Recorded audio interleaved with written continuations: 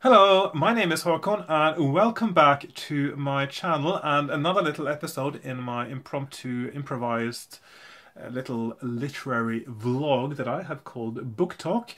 This time I'm going to talk a little bit more about Leonard Cohen's poetry, but not in as much detail as I will someday. I just thought I'd go do a little run through of his poetry collections. Last time, in my previous episode, I mentioned I really liked reading Leonard Cohen's poems, and I had bought a few more collections of his, and I was still buying more. Now I have pretty much a complete collection of his poems, and so I just thought I'd show you the books and talk a little bit about his work without going too much into detail. Now, I did mention last time I do actually enjoy Leonard Cohen's poetry better than his lyrics. Of course, his lyrics are poems in their own right, but you know what I mean. The thing is, when you write a poem to be read on the page or to be read out loud, you have a lot more freedom than if it has to fit to music. And of course, fitting poetry to music, making lyrical poetry is, of course, quite a different thing to writing a little bit more in free verse. And I think that it is really in free verse that Leonard Cohen really excels. He's very good at creating interesting imagery, and of course, imagery is one of the main things driving a free verse poem together, whereas of course if you have a lyrical poem you also have other devices like the rhythm and rhyme schemes, etc., that will tie things together, but it's a different challenge to make those things fit with the message or emotion of the poem that you are trying to get from your reader. So I think Leonard Cohen does it best in free verse, and those are the poems that do not have melodies to them. So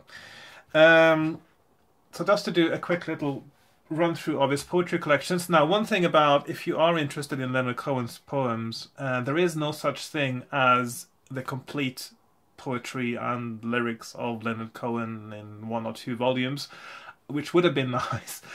Maybe there will be one day. I'm presuming that there are some issues concerning licensing and rights when it comes to publishing his poems, because only a few of his collections are currently in print.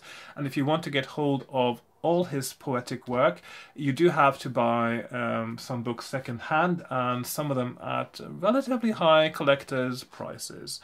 So, yeah. Let's just start from the beginning then. This is Letters Compare Mythologies, which was his first poetry collection. It was published in 1956 when Leonard Cohen was just 22 years old, actually, quite a young little boy at the time.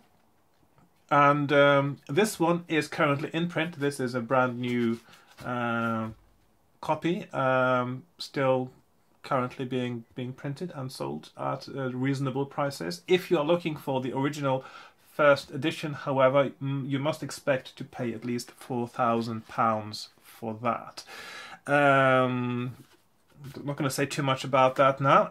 Now, his second poetry collection is The Spice Box of Earth from, hang on, I need to move a window out of the way on my desktop now, from 1961, and this one is not available new, so this is one of the ones you have to get second hand.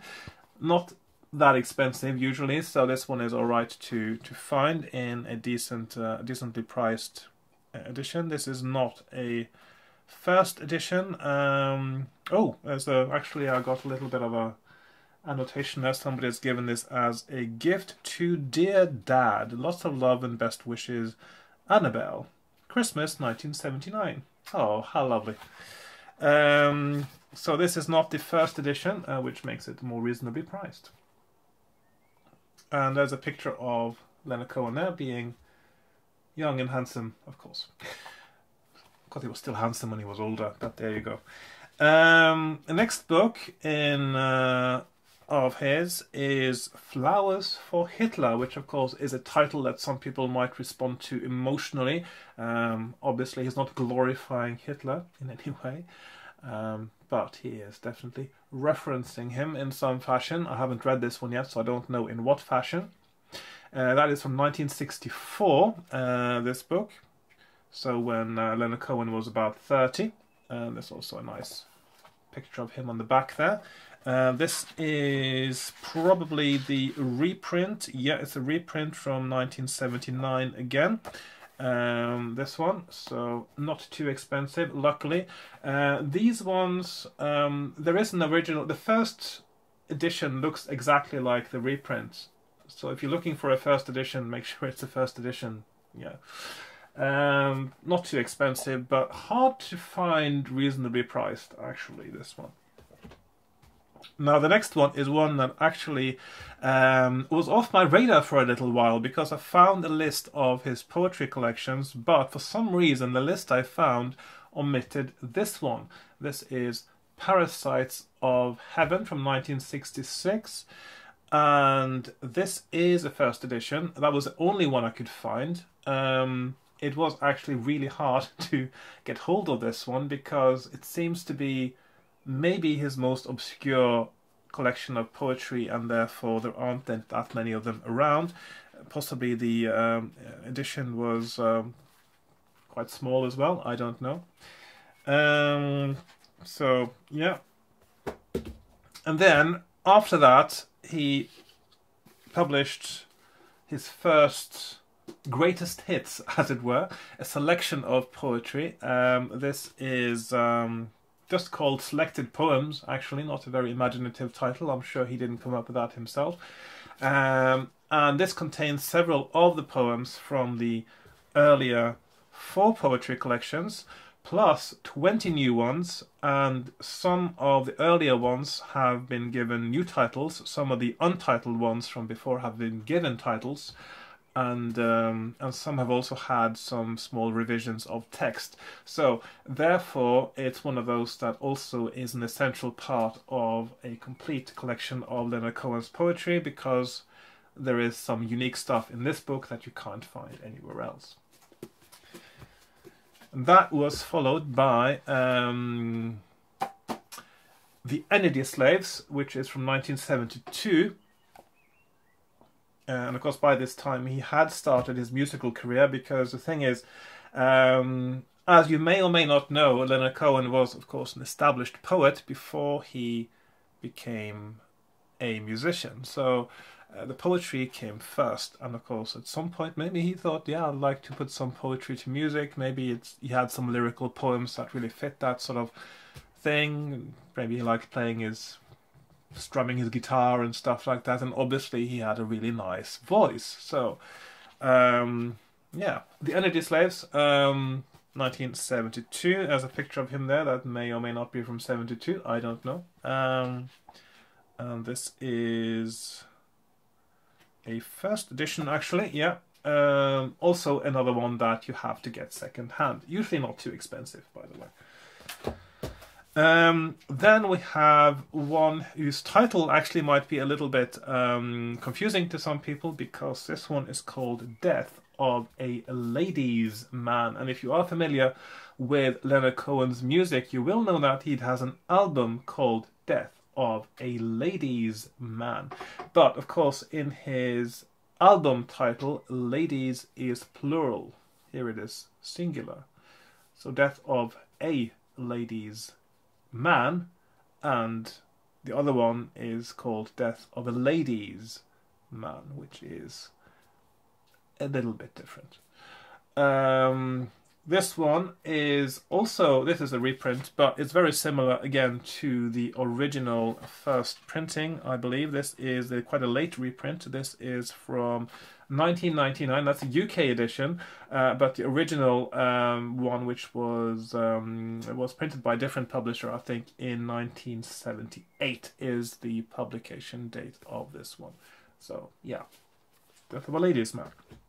And then comes another book that is one of his most popular, and therefore it is still in print. This is Book of Mercy, published on Canongate here in the UK, which has poems that are written as a sort of prose blocks, so it's more sort of prose, short prose poetry style. He does that sometimes. So yeah, still available in print. And then he has another greatest hits, as it were, which is called Stranger Music, from 1990. Hang on, I just need to. 1993 actually. Quite. So after he had proper international success with his music, this is a collection that has both poetry and lyrics. And in this one, again, there are some poems that have been edited a little bit, I think, from the original. Some new titles have been given to poems that didn't used to have titles. Nothing as major as I think as in selected poems. This might not be an essential book if you want to have a comprehensive collection of Leonard Cohen's. I just bought this because it was actually one of the very cheapest books of his that I could find. I think it cost me like £5 or something like that for this. Quite a big volume as well. Yeah, so that's Stranger Music. And that's followed by the Book of Longing, still in print. Again, as you can see, it's a very similar style, many of these ones that are in print. And of course, that's also because they are using his artwork as well as covers, because he did do a little bit of doodling and painting and drawing and stuff. A lot of self-portraits, and he's got quite another nice naive style that I quite like, actually. I think he also published in his lifetime, I believe, a book that had was mostly his artwork as well. And that is actually the second to last one. There is this one, which is the one that was published after he died. It's quite a big one, actually. This is the first one I read, and it's really, really good, actually. And this is why reading this is when I realized, oh, yeah, I have to get the other ones, because I really enjoy reading Leonard Cohen's poetry. It's called The Flame. Brilliant book. And obviously still in print, because it is actually quite a recent one. This is from 2018. Now, he also, if you want to be absolutely comprehensive, there is, of course, one thing that you may have noticed is missing from my collection, and that is a book of his lyrics. There is a book called The Lyrics of Leonard Cohen from 2009, and I think that is sort of covering most of his books. There's also a book called Poems and Songs. I do believe that is also just a selection of some of his lyrics and poetry that is in a pocket edition that's similar to, I think it may actually be in this Everyman's Library Pocket Poets. So it's this sort of style of book called The Poems and Songs. So nice if you want to have a bit of Leonard Cohen on the go, of course, to have a small pocket-sized book like that. And there is a book called 15 Poems as well, and I think what I've read about that book is that those are also just a selection of 15 poems and nothing new, I think, but I'll have to double check that at some point to make sure I'm not missing out on anything. So I do have an almost complete collection now of Leonard Cohen's poetry, save for his lyrics, which of course I will get at some point. But my focus right now, when it comes to his work, is going to be on the poems that were written as poems, to be read as poems, and enjoyed as poems.